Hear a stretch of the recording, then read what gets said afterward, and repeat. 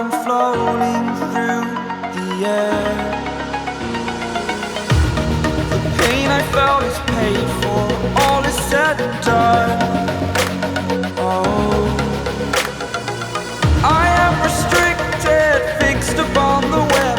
I need to kick the habit that my mind is breathing. Hello বন্ধুরা, কেমন আছো তোমরা? আজকে আমি এসেছি আরও একটা ভিডিও নিয়ে। তো আজকে আমি তোমাদের করে দেখাবো আম পান্না রেসিপি। এখন আমের সিজন, ঘরে আম অ্যাভেলেবেল।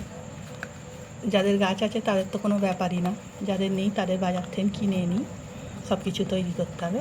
তো আমারও গাছ নেই, আমিও বাজার থেকে কিনে নিয়ে এসেছি। তো এখানে আমি 3টে মিডিয়াম সাইজের আম নিয়েছি। এই আমগুলো দিয়ে আমি আম পান্না করব। তো চলো আমি আম পান্নাটা কীভাবে করছি তোমাদের দেখে দিচ্ছি। এখানে আমগুলো প্রথমে কেটে নেব। আমগুলো ছিলবো না, আমি শুধু মাঝখান দিয়ে এইভাবে কেটে নেব।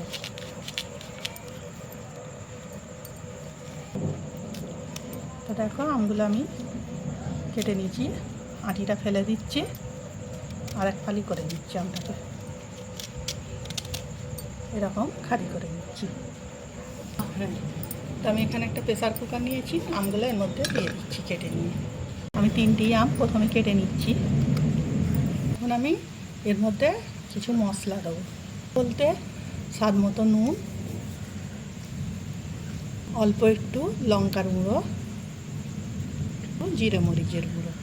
ঝালটা আমি কম দিচ্ছি, আমার বাড়িতে ঝাল সবাই খেতে পছন্দ করে না, তাই কম দিলাম। ঝালটা তোমরা তোমাদের পরিমাণ মতো দেবে, যদি চাও গুঁড়ো লঙ্কা না দিয়ে কাঁচা লঙ্কাও দিয়ে দিতে পারো।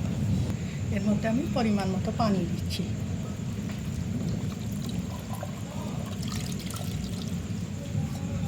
ঢাকনাটা লাগিয়ে আমি এটা সিটি দিয়ে সিদ্ধ করে দিচ্ছি। 3-4টে সিটি দিলেই হয়ে যাবে। তো আমি এখন এটাকে সিটি দিয়ে দিচ্ছি।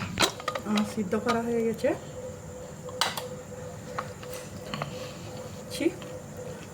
পুরো সিদ্ধ হয়ে গেছে দেখতে পাচ্ছ। এখন আমি এটাকে একটা বড় বলে ঠান্ডা করার জন্য ঢেলে নিই। একটা বলেতে ঢেলে নিচ্ছি।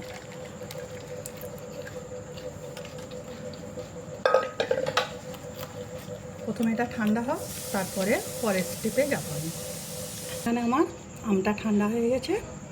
এখন আমি এই আমের খোলা থেকে একটু চামচ দিয়ে এইভাবে শাঁসগুলোকে একটু বার করে নিচ্ছি, যতটা বেরোয়। আমি এখন সবগুলো থেকে নিই, প্রথমে এইগুলো থেকেও বার করে নেব, আর এই আঁটিগুলো থেকেও আমগুলোকে এইভাবে বার করে নিচ্ছি। এখানে আমি খোলাগুলো আর আঁটিগুলো সব বার করে নিয়েছি। এখন আমি এটাকে একটা মিক্সিতে দিয়ে দিচ্ছি।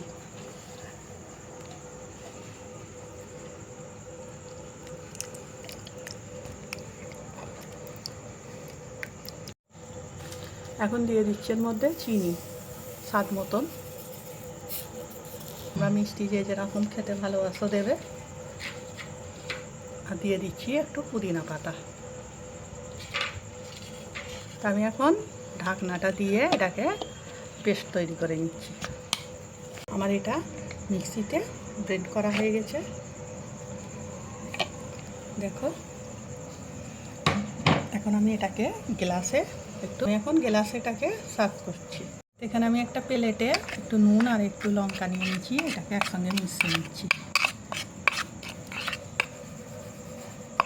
ভালো করে এটাকে মিশিয়ে নিচ্ছি। আমি গ্লাস নিয়েছি, গ্লাসের মুখে লেবু দিয়ে একটু এইভাবে রসটা লাগিয়ে নিচ্ছি। নিয়ে গ্লাসটাকে উঁচু করে এর মধ্যে এইভাবে একটু ডিজাইন করে নিলাম। আমি আরেকটা গ্লাস নিয়েছি, এটাতেও এইভাবে একটু লেবুর রস লাগিয়ে নিচ্ছি। এটা উঁচু করে এর মধ্যে এটা লাগিয়ে নিচ্ছি। দেখতে কত সুন্দর লাগছে। গ্লাসে আমি বরফ দিয়ে দিচ্ছি।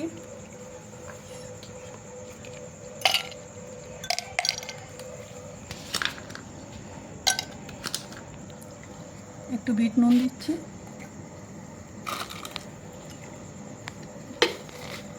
এর পান্নাটা এর মধ্যে দিচ্ছি।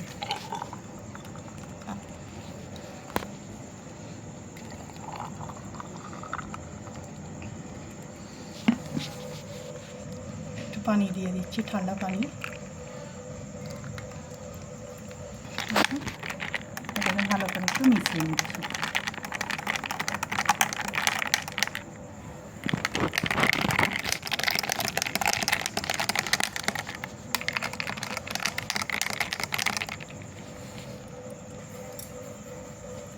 আমি একটু ডিজাইন করে দিচ্ছি।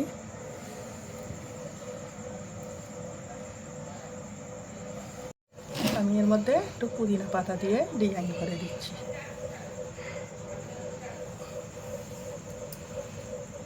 তো এই আম পান্নার শরবত গরমেতে খেতে অসাধারণ লাগে। এই আম পান্না তোমরা ফ্রিজে স্টোর করেও রেখে দিতে পারো, অনেক দিন থাকবে। যখন কোনো মেহমান এসে যাবে তাড়াতাড়ি একটু বরফ দিয়ে একটু ঠান্ডা পানি দিয়ে 1 গ্লাস গুলে দিয়ে দিতে পারবে, বা নিজেরাও কোথা থেকে গরমেতে এসে এই আম পান্নার শরবত খেতে অসাধারণ লাগবে। জান ঠান্ডা হয়ে যাবে খেলে। অবশ্যই বাড়িতে একবার ট্রাই করে দেখবে। আর আমার এই ভিডিওটা কেমন হয়েছে আমাকে কমেন্ট করে জানাবে। তো আজকের ভিডিও আমার এইটুকু। আগামী দিন আসবো আরও একটা ভিডিও নিয়ে। ভালো থাকবে, সাবধানে থাকবে।